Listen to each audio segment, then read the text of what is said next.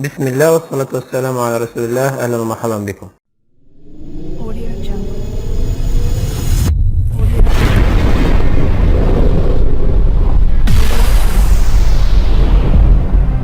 Jungle. النهاردة معانا لعبة من الألعاب الممتعة اسمها سنايبر 3D أو القناص. لعبة جميلة بصراحة. طبعا المساحة بتاعت اللعبة يعني تقريبا 60 ميجا، يعني مش كبيرة خالص. طبعا أنا محمل اللعبة، يلا بينا عشان ما نطولش عليكم ندخل على اللعبة ونتعرف عليها. بتفتح معانا اللعبة، طبعا دي واجهة اللعبة زي ما احنا شايفين. بيبقى فيه هنا على الشمال تسجيل الدخول، بتسجل بايميل الجيميل بتاعك، او هنا طبعا زي ما احنا شايفين العب، خيارات، انجازات، والحزم. هنضغط على العب. ده هنا من فوق ده اسم، بيكون اسم اللعيب والرتب بتاعته. طبعا بتغير الاسم زي ما انت عايز. بتيجي هنا اول حاجة بتحدد السلاح بتاعك. طبعا في اول اللعبة بيكون معاك سلاح هو مديهولك، وبعدين انت بتحاول تشتري ايه الاسلحة. يعني اول حاجة اللي انت بتختاره بنادق قنص. هذه بنادق القنص زي ما احنا شايفين بتشتريه. طبعا في اسلحة بتبقى مدفوعة، وفي اسلحة مجانية بتشتريها من خلال اللعبة. يعني ادي اول سلاح انا عندي، وفي اكتر من سلاح. بتفضل تتدرج في الاسلحة طول ما انت بتلعب، بتجمع ذهب وبتجمع ماس وبتجمع ايه الشارات او الجماجم اللي هي موجودة فوق دي على اليمين من فوق. طبعا انا السلاح اللي معايا حاليا اللي هو اخر سلاح انا اشتريته اللي هو السلاح ده. بتضغط على تجهيز، ومعايا برضو السلاح ده اللي انا شغال عليه. بنطلع بره.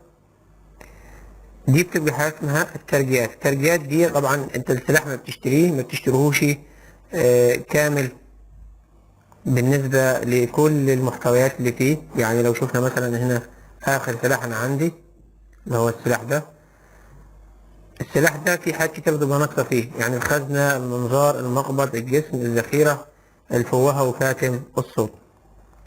لو جينا ضغطنا مثلا على المقبض، ممكن ان انا اشتريه ب1,985,000. طبعا الاسعار دي عشان انا معدي شوية في الليفل.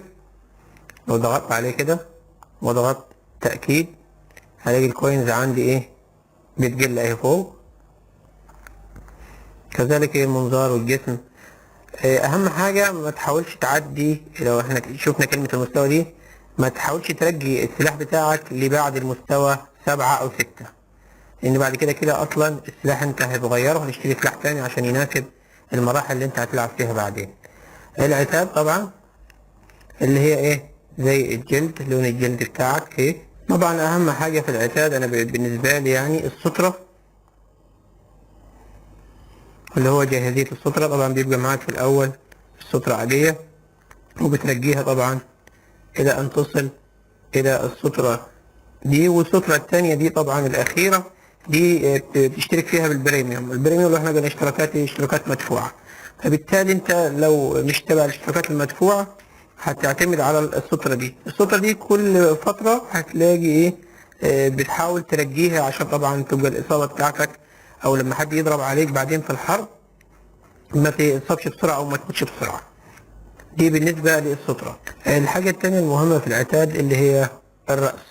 طبعا الرأس طبعا بيبقى فيها برضه نظام ترجية، نفس الحكاية بالنسبة للسترة.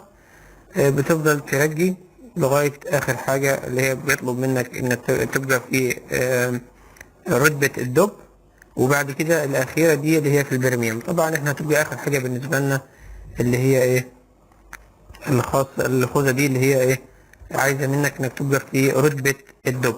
ده بالنسبة للعتاد. نيجي بعد كده نخش على المهام. المهام طبعا في الأول بتبقى نظام خرائط أو مدن. يعني ادي انا اهو يعني مخلص اكتر من المدينة، كل دي مدن انا مخلصها. المدينة اللي انا ثابت عليها حاليا اللي هي مدينة اوليفر. طيب عشان تروح او عشان تعدي في الليفل من مدينة إلى مدينة بيطلب منك مجموعة من المهام. أول حاجة المهام الأساسية اللي هي دي بيطلبها منك. عايزين برضو نقول على موضوع اللعبة فيه منها مهام بيطلب منك اللي لازم تكون متصل بالإنترنت، وفي مهام بتلعبها عادي جدا من غير إنترنت أو من غير واي فاي. بالنسبة للمهام الأساسية بيطلب منك مش بيبقى لازم إن أنت تبقى متصل بالإنترنت. طبعا المهام الأساسية أنا عندي المهمة رقم 26. طبعا بيشرح لك المهمة إيه. بتضغط ابدأ المهمة. جرعة مفرطة من الكافيين، وأطلق النار على رأس الخاطف. أدمن توم كابتشينو وقهوة، واعتقد أنه من الجيد احتجاز زوجته كرهينة إن رفضت إعداد مشروبه المفضل، اقتله سريعا. بتضغط ابدأ المهمة وبيكتب لك الهدف الخاطف. طبعا بتزوم هنا اهو زي ما احنا شايفين على الشمال، وادي طلقات من تحت. طبعا انا عندي في حاجتين، اول حاجة على الشمال الرياح -10 والمسافة 200، يبقى انا كده على -10 مسافة 200.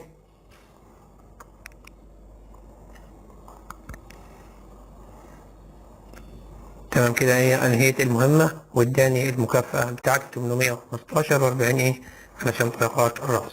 وبتضغط التالي وبتخش على المهمات لغاية ما تخلص المهمات الأساسية بتاعتك.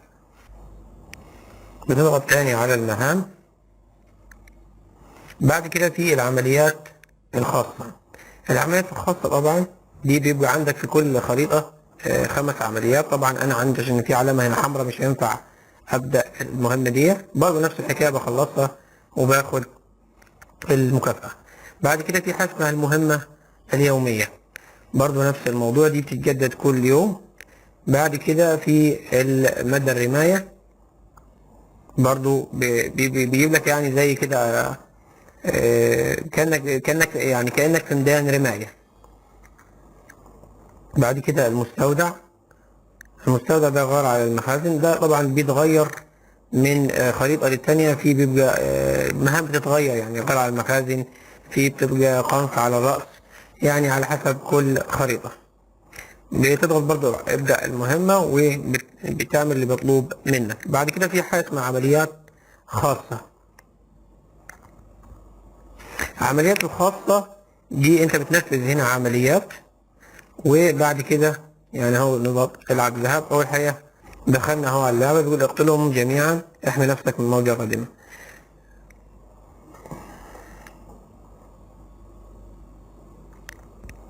في عندك وقت وفي عندك زي جيم. دي طبعا مروحيات لازم بتحاول تتخلص منها. انا هنا مطلوب مني 120 جمجمة هيكتبهم فوق اهي.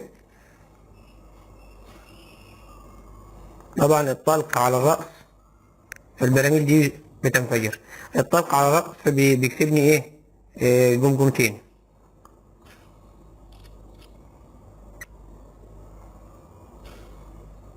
اهو. هنا ما تحاولش تخلي حد يصوب عليك، حاول تكتب بسرعة قبل ما، لان لو ما كتبتش بسرعة الجيم هتروح منك. دي آلات برضو لازم تتخلص منها.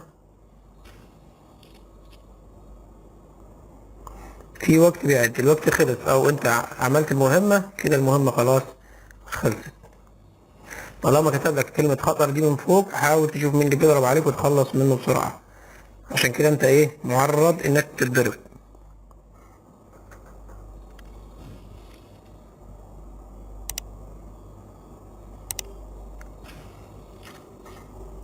هي مهمتها لحد ما سهلة كده. هي المهمة انتهت اهو، كسبت انا 26 جمجمة. لما بخلصهم او بوصل، هو انا مطلوب مني 5500، لما بوصل 5500 باخد 250,000 و50 ماسة. طبعا كل مرحلة بتختلف عن المرحلة اللي بعدها. بتضغط التالي وتكمل العمليات بتاعتك. هنا طبعا في فضة في الأول، برونز وبعد كده فضة، وبعد كده الذهب، وفي بعدين بلاتين، وبعد كده الألماس. تقريبا دي آخر حاجة الألماس. دي بالنسبة للعمليات الخاصة. طبعا بالنسبة للعمليات العالمية، العمليات العالمية دي بتحتاج انك تكون متوصل بالانترنت. الحاجة التانية واهم حاجة في اللعبة بصراحة، يعني اكتر حاجة مشوقة واكتر حاجة مشوقة اللي هي مجال القناصة. نضغط على مجال القناصة. مجال القناصة ده عبارة عن حرب قنص بينك وبين اكتر من واحد. طبعا لازم يكون متوصل بالانترنت. في عندك 5 محاولات، المحاولة الواحدة بتتحمل في خلال تلت ساعة تقريبا. زي ما احنا شفنا هنا في ترقية للسلاح وترقية للعتاد اللي احنا قلنا عليهم في الاول. بتضغط طبعا قبل ما نضغط على اي حاجة حاول تبقى تبع مجموعة، يعني حاول تضيف نفسك في مجموعة، تبعت طلب لمجموعة معك. انا عندي مضاف لمجموعة، فبالتالي المجموعة دي بتفيدك ان كل يومين او كل يوم بيبقى فيه زي نظام حرب. طبعا في الدوري النحاسي، الدوريات في دوري الصلب الاول، دوري النحاسي، الفضي، الذهبي، البلاتيني، والاساتذة، وجراند ماستر. دي كلها الدوريات. طبعا بتترجى كل دوري على حسب الشارات بتاعتك وعلى حسب الرتبة بتاعتك، وممكن ترجع للدوري اللي قبله لو كانت النتائج بتاعتك قليلة. طيب قبل ما نبدأ الدوري هنا عايزين نشوف المجموعة. ادي المجموعة اللي انا موجود فيها، ايجيبت لاينز 33. طبعا دي ادي اللي فيه عداد فوق. الحرب حاليا شغالة، هتنتهي بعد يوم 4 ساعات.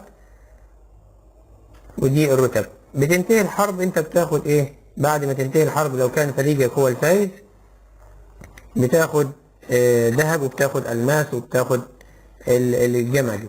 طيب نخش كده ونشوف حرب منهم. ابدأ المهمة. ادي اهو مجال القناصة، وادي اللعيبة اللي انا هلعب معاهم. بدأت الحرب اهي، بتاخد في حدود دقيقتين تقريبا او دقيقة ونص. بتحاول تبص على الشارة اللي تحت، بتحدد لك الهدف بعيد ولا قريب. في حد بيضرب عليا اهو. تحاول تضرب على الراس دايما، يعني اكتر حاجة تبقى فيها اصابة الراس. تستنى 7 ثواني لغاية الحياة الجديدة، او ممكن بالالماس، بس حاول ما تضيعش الالماس في انك تعمل حياة جديدة بصراحة. سيبه يعدي 7 ثواني وبعدين العب براحتك. طبعا انا مش مركز بس عشان بشرح لكم، فبالتالي انا مش مركز مع اللعيبة اهو. ادي واحد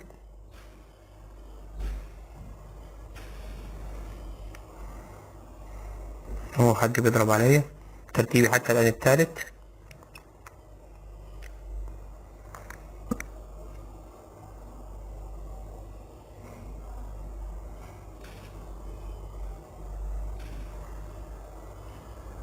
دايما بص كده، ربما يكون في حد جنبك، يبقى هو الاولى انك تضربه.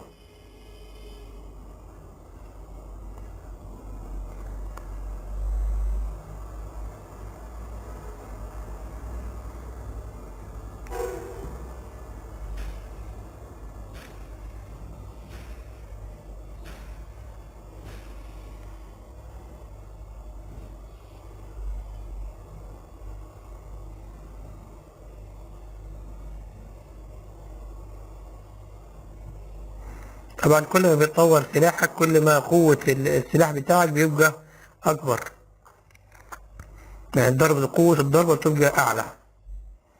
باقي في عدده 13 ثانية فوق.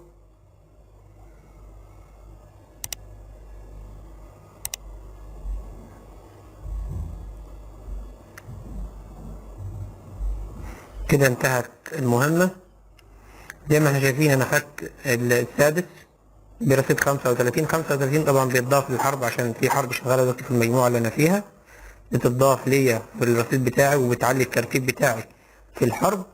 لو شفنا هنا على اليمين أنا واخد إجمالي المكافآت 222، وبترجع هنا. طبعا قلنا الرتبة قلنا عليها قبل كده، أنا رتبتي دلوقتي اللي هو الدب الذهبي، وبعد كده هترجع إيه أو الديب الذهبي، وبعد كده هترجع للرتبة اللي بعديها.